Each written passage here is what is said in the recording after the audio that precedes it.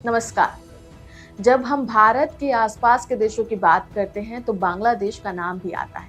लेकिन इस बार हम जो बात करेंगे वो हमें सोचने पे मजबूर करेगा। बांग्लादेश में हिंदू माइनॉरिटीज को जो अत्याचार फेस करने पड़ रहे हैं, उन्होंने हम सबको एक कॉल दिया है, स्टैंड अप। आज हम बात करेंगे उन अत्याचारों के बारे में जो माइनॉरिटी कम्युनिटीज के साथ हो रहे हैं और कैसे हम सबको मिलकर इसके खिलाफ आवाज उठानी चाहिए। बांग्लादेश की जो करंट पॉलिटिकल और सोशल सिचुएशन है, उसमें माइनॉरिटीज, खासकर हिंदू, दर्द और मुसीबतों के बीच जी रहे हैं। ये एक ऐसे समय का हिस्सा है जब उनको अपनी पहचान, अपनी जिंदगी और अपनी सभ्यता को बचाने के लिए लड़ना पड़ रहा है। हाल ही के महीनों में बांग्लादेश में हिंदू मंदिरों और उनके घरों को टारगेट किया गया है। मूर्ति तोड़ने, आगजनी के मामले बढ़ते जा रहे हैं। सोशल मीडिया पर बार बार पोस्ट आ रहे हैं जो माइनॉरिटीज को टारगेट करते हैं और उनकी इज्जत को भी चोट पहुंचाने की कोशिश करते हैं। हिंदू कम्युनिटीज के घरों में आग लगा दी गई है, मंदिरों को तोड़ दिया गया है और कुछ बिजनेसेस को भी लूट लिया गया है। ये सिर्फ एक फिजिकल अटैक नहीं है, बल्कि इन कम्युनिटीज को उनके हक से बेदखल करने की कोशिश है। ये माइनॉरिटीज हर दिन अपने आप को डर और भय से जीने पर मजबूर कर रहे हैं। उनका घर, उनका धर्म, उनका मजहब सब खतरे में है। अब आते हैं हमारे सबसे जरूरी सवाल पर कि ये हमें क्यों इफेक्ट करता है। हम तो इंडिया में हैं, ये सिर्फ उनका मामला क्यों बना रहे हैं? देखिए, हम सिर्फ अपने बॉर्डर्स के अंदर ही नहीं, बल्कि हमारी इंसानियत सब जगह है। जब किसी देश में माइनॉरिटीज को मारने और उनके अधिकारों को छीनने का काम हो रहा है, तो हमारे लिए ये सिर्फ एक राजनीतिक मुद्दा नहीं, एक इंसानियत का मुद्दा बन जाता है। अगर हम खामोशी अपनाते हैं तो यह अन्याय बढ़ता जाएगा। आज एक समुदाय पर हमला हो रहा है, कल किसी और पर हो सकता है। यह सिर्फ बांग्लादेश नहीं, बल्कि हमारे सभी के लिए एक वेकअप कॉल होना चाहिए। आज हमारे पास ताकत है दुनिया के सामने आवाज उठाने की। अगर हम सोशल मीडिया, मीडिया प्लेटफॉर्म्स और ग्लोबल बॉडीज के जरिए यह मुद्दा उठाते हैं तो बांग्लादेश की सरकार पर दबाव बनेगा ही।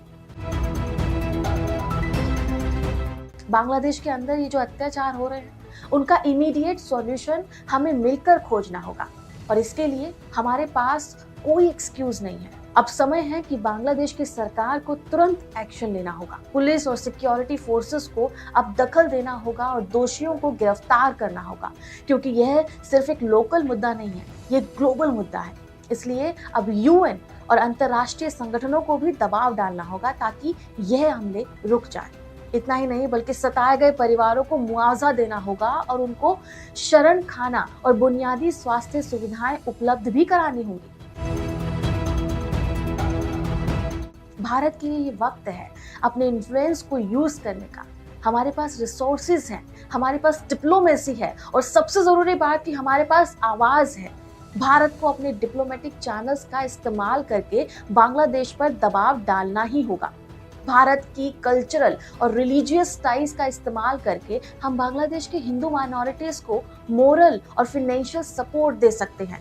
सोशल मीडिया और पब्लिक प्रेशर से बांग्लादेश को ये मैसेज भेजना होगा कि दुनिया उनके साथ नहीं है, बल्कि उनके अत्याचारों के खिलाफ है। भारत को अपने क्षेत्रीय और वैश्विक साझेदारी का उपयोग करके बांग्लादेश को मानवाधिकार उल्लंघनों के लिए जवाबदेह ठहराने का दबाव डालना होगा। ये वक्त है हमारे लिए, हम सबके लिए एक स्टैंड लेने की। बांग्लादेश में जो अत्याचार हो रहे हैं, हमारी आवाज उन पर रोक लगा सकती है।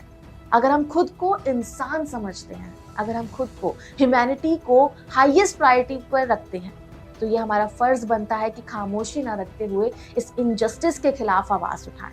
आज से, बल्कि अभी से अपनी आवाज उठाएं और अपने दोस्तों से बात करें। और सबसे जरूरी बात कि बांग्लादेश के हिंदुओं और माइनॉरिटीज के लिए एक रोशनी बनने की कोशिश करें। आपकी छोटी सी कोशिश कई लोगों के अधिकारों और उनकी जान को बचा सकने का काम कर सकती है।